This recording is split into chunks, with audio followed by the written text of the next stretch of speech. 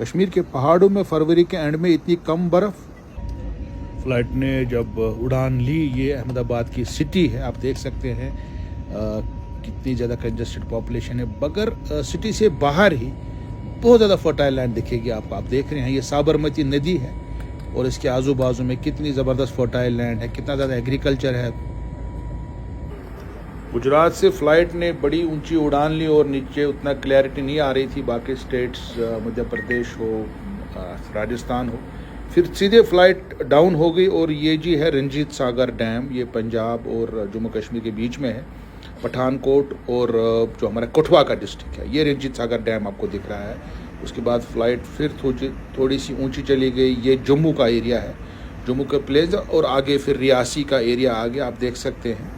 अब हम रियासी की तरफ जाएंगे। रियासी जब हम गए तो साफ साफ आपको नीचे दरियाई चिनाब दिखेगा, ये चिनाब है। और यहाँ पे जो पहाड़ियाँ हैं ऊपर, इनमें फरवरी में बर्फ़ होती थी, कम होती है बट होती है, बट अनफॉर्चुनेटली बर्फ़ कहीं नहीं है। और उसके बाद हम आगे चले गए, ऊपर बर्फ़ को कम है। ये बानीहाल के पहाड़ हैं, बानीहाल और रामबन के बीच के पहाड़ हैं ये। अभी हमने क्रॉस नहीं किया है बानीहाल दर्रा, और आप देख सकते हैं कितनी कम बर्फ़ है इन पहाड़ों के ऊपर, बहुत कम। अप्रैल मई में ऐसी बर्फ़ होती थी वहाँ। अब एक जब क्रॉस करेंगे बानीहाल का पास, आप देख सकते हैं ये जो ऊंची पहाड़ी है, इसके नीचे टनल है, जो बड़ी टनल है, ये हमने क्रॉस किया अब बानीहाल पास। और बदकिस्मती से बर्फ़ बहुत कम है। अल्लाह ताला से दुआ करते हैं कि यहाँ बर्फ़बारी हो, वरना सिचुएशन बहुत ख़राब हो सकती है आगे आने वाले समर में। जून, जुलाई, अगस्त जो हमारा एग्रीकल्चर है, हॉर्टिकल्चर है, उस पर डायरेक्टली इसका इम्पैक्ट पड़ सकता है। हमारे टूरिज़्म पे, हमारे हर किसी सेक्टर पे इम्पैक्ट पड़ सकता है। ये जो पहाड़ियाँ हैं, मुझे याद है मार्च अप्रैल मई में ऐसा होता था, और आज फरवरी 23 है। अगर ये सिचुएशन है, this is a matter of serious concern I believe. तो फिर हमने जब ये क्रॉस किया बानीहाल दर्रा, उसके बाद हम जी पहुँचे कश्मीर वादी की तरफ।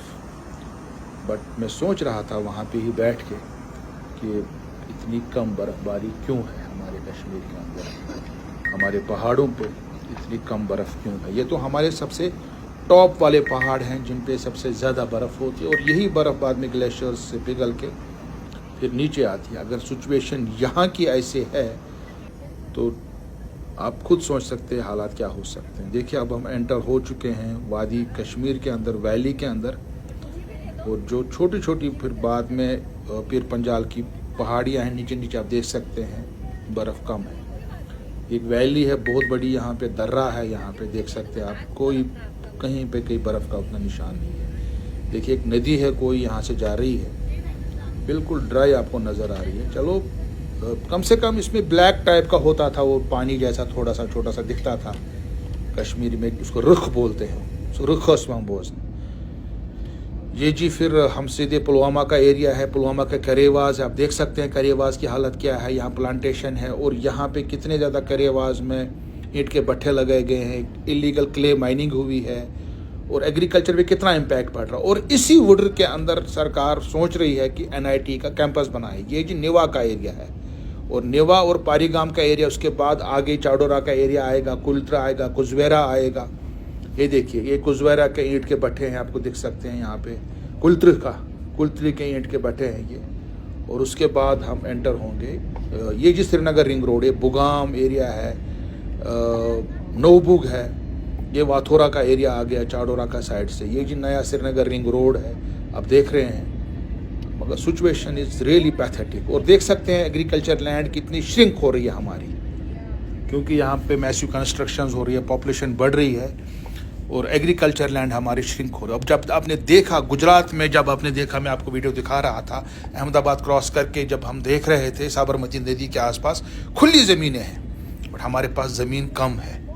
और अगर इसमें इतनी ज़्यादा डेवलपमेंट होती रही, अगर हमने सेब के बाग काटे और एग्रीकल्चर लैंड को कन्वर्ट किया into campuses, into highways, into railways या बाकी प्रोजेक्ट्स, मुझे लगता है कि हमारे पास खाने के लिए खाना नहीं होगा। ये देखिए इस करेवा की हालत क्या है। ये निवा की का रेवा है। अब देख सकते हैं कहीं पे आपको एग्रीकल्चर पैचेज नज़र नहीं आ रहे हैं, ट्री कवर कितना कम हो चुका है, या तो ईंट के भट्टे आपको दिखते हैं या वहाँ पे मिट्टी निकाली जा रही है। अब NIT का कैंपस बोल रहे हैं डालेंगे, so it will be A disaster situation. Kashmir को अगर बचाना है हमको ज़्यादा से ज़्यादा प्लांटेशन करनी पड़ेगी और क्लाइमेट को बचाना पड़ेगा।